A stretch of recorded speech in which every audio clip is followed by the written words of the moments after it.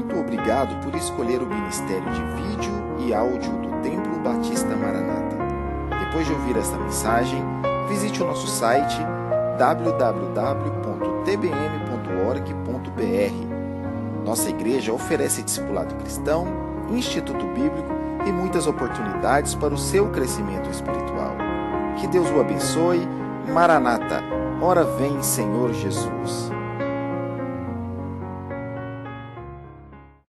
Vou pedir que os irmãos abram suas Bíblias em 3 textos. Podem ficar assentados como estão. O primeiro deles em João capítulo 10, verso 11. O segundo deles em Hebreus capítulo 13, verso 20. E o terceiro em 1 Pedro capítulo 5, verso 4. Acompanhem a leitura desses textos, então. João capítulo 10, versículo 11. Eu sou o bom pastor dá a sua vida pelas ovelhas. Hebreus capítulo 13, verso 20. Ora, o Deus de paz que, pelo sangue da aliança eterna, tornou a trazer dos mortos a nosso Senhor Jesus, grande pastor das ovelhas. E 1 Pedro capítulo 5, verso 4 diz: E quando aparecer o sumo pastor, alcançareis a incorruptível coroa da glória. Vamos orar. Obrigado, Pai, pela oportunidade de estarmos na Tua casa nessa manhã. Nas classes da escola dominical já estudamos Tua palavra e agora queremos voltar os nossos olhos para, com atenção, observar esse ministério pastoral do Senhor Jesus Cristo em nosso favor e trazer grande confiança e destemor ao nosso coração pela firmeza que temos nele. Nos abençoa, Pai, enquanto meditamos nessas verdades, nós rogamos em nome de Cristo. Amém.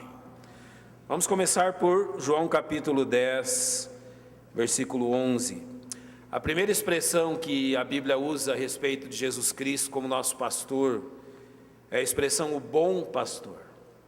O bom pastor aqui é o pastor da forma que precisamos, é o pastor da qualidade correta. E é muito interessante observar Jesus como bom pastor pelo seguinte: quando você observa a reação do povo de Israel e a expectativa do povo de Israel em relação ao Messias, você vê algumas coisas bem antagônicas. Os judeus, quando liam a respeito das profecias messiânicas, as profecias que falavam das características do Messias que havia de vir, eles não conseguiam entender um ponto. As profecias messiânicas diziam de um grande, incrível Messias. Ele venceria os inimigos de Israel, ele destruiria os exércitos inimigos, ele salvaria o povo, ele se assentaria em Jerusalém para reinar, ele faria grandes e espetaculares coisas. Mas as mesmas profecias diziam de um Messias que seria maltratado, que seria castigado e que seria morto. Eles não conseguiam casar as duas coisas e entender como o mesmo Messias podia ser tão exaltado e tão humilhado, ao ponto de que alguns rabinos até pensavam que haveriam 2 Messias, um que sofreria e o outro que seria exaltado, porque eles não compreendiam isso. Quando Jesus Cristo veio e começa o seu ministério, é esse pensamento que está na mente daquele povo a quem ele vai falar. Eles estão esperando um homem incrível, eles estão esperando um homem fantástico, e eis que surge diante deles alguém vindo de Nazaré, alguém que estava na Galileia e que agora chega, entra na sinagoga, abre o livro de Isaías, lê sobre o Messias e diz: essas palavras hoje se cumpriram. Eles não conseguiam olhar para aquele homem e entender quem era ele. Em grande parte eles rejeitam Cristo porque o Senhor Jesus Cristo não correspondia à figura de Messias que eles tinham em mente. Deus havia enviado um pastor a eles, Só que eles desejavam um outro tipo de pastor. Eles desejavam um pastor militar, um líder militar e conquistador. E Jesus Cristo vem como? Manso e humilde de coração. Em Isaías é dito sobre o Senhor, Isaías profetizando sobre o Messias, ele diz assim, que olhamos para ele e nenhuma formosura havia nele que nos chamasse a atenção. Era o mais desprezado entre os homens. Ele não tinha formosura alguma. Ele não tinha nada que chamasse a nossa atenção e que nós olhássemos para ele e o desejássemos. É isso que Isaías diz. E é isso que se cumpre quando Jesus Cristo vem. A grande questão que eles não estavam levando em conta, mas que Deus estava levando em conta, é que aquela figura do Messias era exatamente a figura que eles precisavam. Aqui em João capítulo 10 é dito que o bom pastor dá vida pelas ovelhas. Naquele momento eles não precisavam de um pastor que viesse e derrotasse o Império Romano, viesse e ganhasse grandes vitórias militares. Eles precisavam de um pastor que morresse por eles. E Jesus, em Mateus capítulo 9, ele vai demonstrar isso dizendo que ele andava pelas aldeias pregando o evangelho do reino e curando os enfermos. E você lembra bem quando no verso 36 ele diz que ele viu as multidões cansadas e sobrecarregadas como ovelhas que não tinham pastor. E foi esse pastor que Jesus veio ser para eles e para nós. Jesus Cristo, ele é o bom pastor, porque ele é o pastor da qualidade certa. Ele é o pastor da qualidade que precisamos. Ele é o único que pode dizer isso. Ele é o pastor exatamente que supre todas as nossas necessidades. E tanto os judeus quanto eu e você precisávamos de um bom pastor que desse a sua vida por nós. Jesus Cristo é único, irmãos. Nenhum pastor pode ser comparado a Jesus. Ele é único, a sua missão única e a sua obra única. E aquilo que resultou da sua obra, de dar a vida pelas suas ovelhas, também é um resultado único. Ele se torna o Senhor e Salvador da sua igreja, sendo o quê? O nosso bom pastor. Isso traz para mim, eu creio para os irmãos, uma mensagem de profundo consolo ao nosso coração.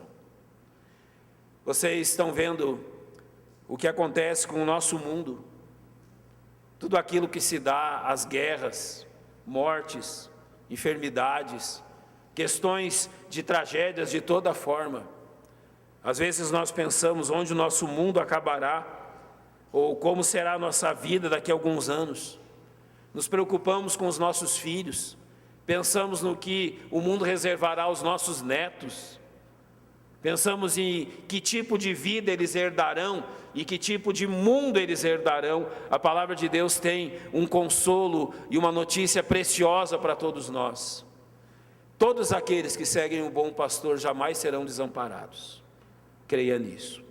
O bom pastor jamais desampara as suas ovelhas, e nós temos em Cristo esse grande consolo. Nós nos preocupamos com o futuro verdadeiramente, mas nós sabemos que nós temos um bom pastor que é muito mais poderoso do que o futuro, do que as coisas do porvir, como Paulo diz, das coisas que estarão lá à frente. Ter o bom pastor Jesus Cristo é o maior consolo e o maior fortalecimento ao mesmo tempo que eu e você podemos ter. Hebreus capítulo 13, verso 20, levará esse assunto a um outro nível agora. Hebreus 13, 20. Ora, o Deus de paz, que pelo sangue da aliança eterna tornou a trazer dos mortos a nosso Senhor Jesus, agora ele não é o bom pastor, agora ele é o grande pastor das ovelhas. O bom pastor deu a vida pelas suas ovelhas. O grande pastor ressuscitou dentre os mortos. Você percebe que o nosso cristianismo, que a nossa fé, ela não é baseada numa filosofia ou num ensino, mas ela é baseada num fato histórico e local. Nós sabemos quando, nós sabemos onde e nós sabemos como o Senhor Jesus Cristo morreu e ressuscitou. Esses fatos históricos estão muito bem registrados nas Escrituras para a confirmação da nossa fé. Ou seja, nós temos um grande pastor das ovelhas que ressuscitou dentre os mortos e que está vivo. Agora, você sabe o que isso representa para nós? Você sabe o que é ter um grande pastor vivo e ressurreto? Eu posso sintetizar a questão da seguinte forma: se Jesus Cristo não estivesse vivo e esse grande pastor não intercedesse por nós junto ao trono de Deus, nenhum de nós estaria aqui. Você que já creu em Jesus Cristo não estaria nem ao menos vivo. Satanás já teria nos varrido do mapa, a igreja não existiria mais e os homens não encontrariam para o seu consolo uma só Bíblia. Se o grande pastor das ovelhas não estivesse vivo e assentado à destra do trono de Deus, este lugar nunca teria sido construído, e igreja alguma que brotou desta hoje existiria. Se Jesus Cristo, grande pastor das ovelhas, não estivesse ressurreto e vivo, Satanás faria de você o que ele bem entendesse, como ele procurou fazer com Pedro, e a quem Jesus respondeu: Satanás procurou te cirandar como trigo, mas eu intercedi por ti. Irmãos, se nós pudéssemos ver com os nossos olhos físicos o mundo espiritual, nós ficaríamos completamente apavorados. Há um livro que foi escrito, Este Mundo Tenebroso, que é tirado da expressão de Paulo aos Gálatas, no capítulo 1, verso 4, Aion Poneron, este mundo de trevas. Se os nossos olhos físicos pudessem ver Satanás e as suas hostes batalhando contra nós e contra a igreja, nós ficaríamos completamente apavorados. E graças a Deus que Deus não nos permite ver isso. Mas Deus nos permite, de forma muito grata, saber que há um grande pastor ressurreto que intercede por nós. Você já leu com atenção Mateus capítulo 28? Abra sua Bíblia nesse texto. Mateus 28, a partir do verso 18, é dito pelo Senhor depois da sua ressurreição. Depois que Cristo é ressurreto, ele diz: é-me dado todo o poder no céu e na terra. É este grande pastor das ovelhas que possui todo o poder sobre o céu e a terra. E essa expressão é-me dado todo o poder, é um poder que Deus delegou a ele. Então a maior autoridade sobre o céu e sobre a terra é o grande pastor Jesus Cristo. Não há ninguém maior que ele. Não há absolutamente nenhuma autoridade sobre ele, não há ninguém que possa disputar em autoridade com o Senhor Jesus Cristo. Ele é o supremo Senhor de todas essas coisas, o grande pastor. E é dito então, a partir disso no verso 19, portanto ide, fazei discípulos de todas as nações. Você consegue entender qual é a base de missões e por que nós vamos e pregamos o Evangelho? É porque ele tem autoridade. Ele só diz ide depois de dizer: a autoridade toda é minha, então em meu nome vão. A autoridade pertence ao grande pastor das ovelhas que ressuscitou e está vivo. Então nós não tememos absolutamente nada diante disso. Como pode temer o inimigo, aquele que tem um tão grande pastor ao seu lado? Como pode temer o reino das trevas, aquele que tem por si um tão grande pastor que intercede pelas suas ovelhas? Eu amo quando Hebreus capítulo 7 diz que o Senhor é poderoso para interceder por nós em todo o tempo, em todas as coisas, em todos os fatos. E todas as vezes que eu leio aquele texto, eu lembro da história de Moisés sobre o monte, quando seus braços enfraquecem, e então Israel é derrotado na campina.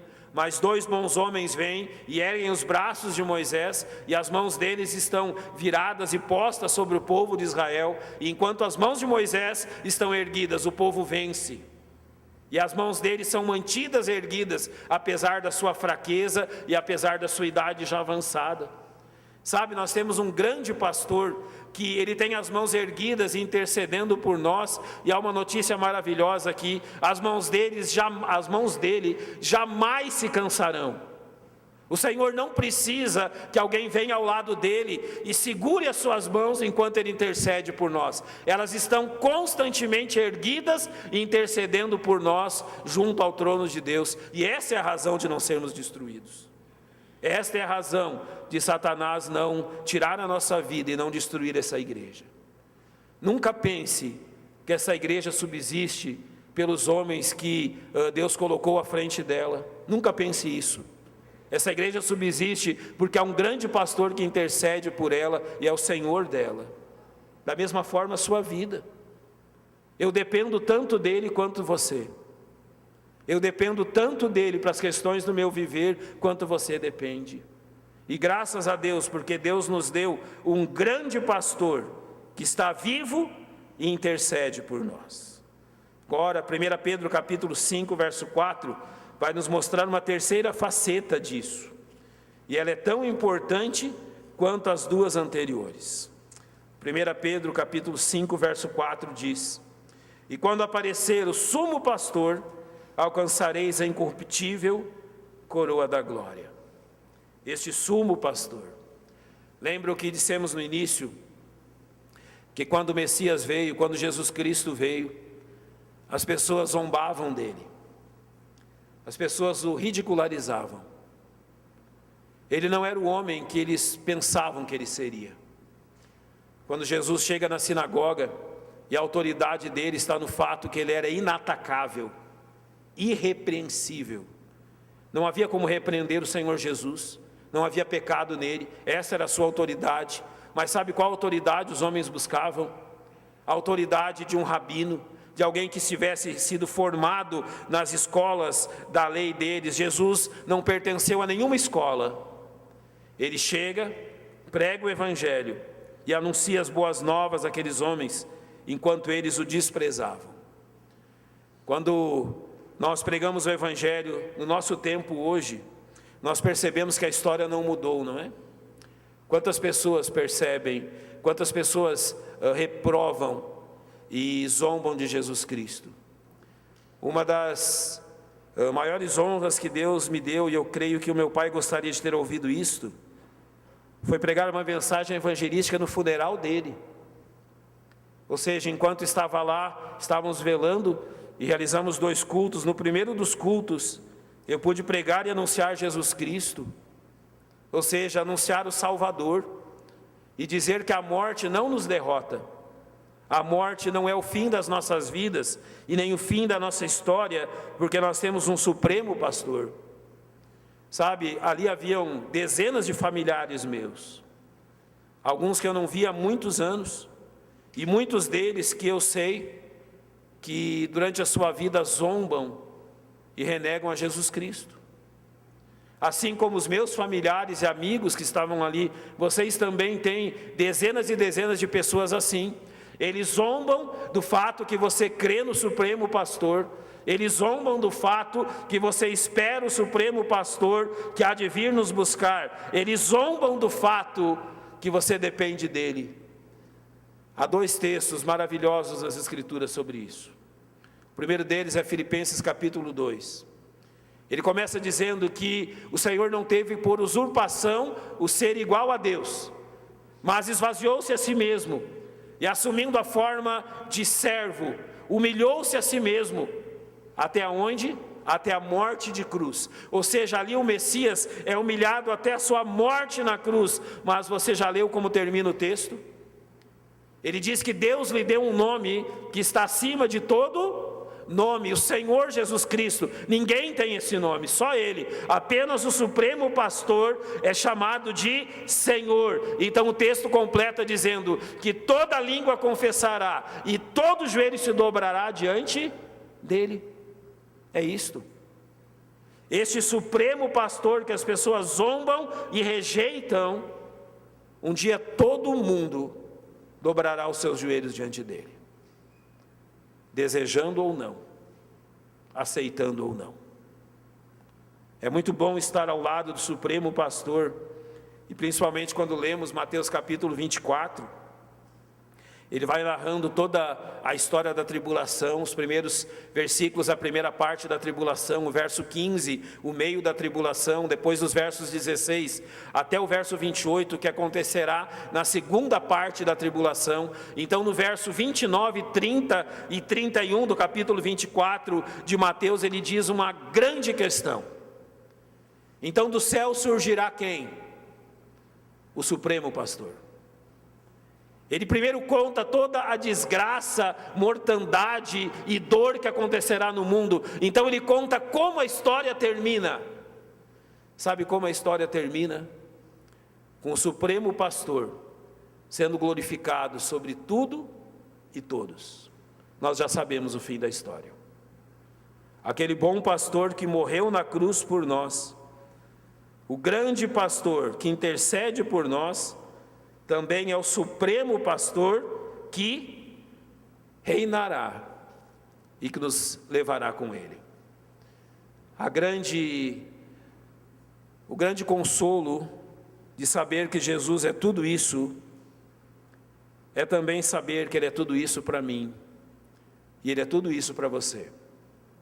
Isso não é uma fantasia, isso não é uma teoria, isso é a maior verdade do mundo. Não há nenhuma outra verdade no mundo que se equipare a ela, que Jesus Cristo é tudo isso que a Bíblia diz e ensina para nós. Você tem provado disso? Você tem provado de todo o consolo de ter um pastor assim? Pois o que é necessário para que nós provemos disso, irmãos, é que simplesmente nos aproximemos dele pela sua palavra. Há um pastor que devemos amar, e esse pastor é Jesus Cristo. Há um pastor que devemos nos devotar a Ele, e esse pastor é Jesus Cristo.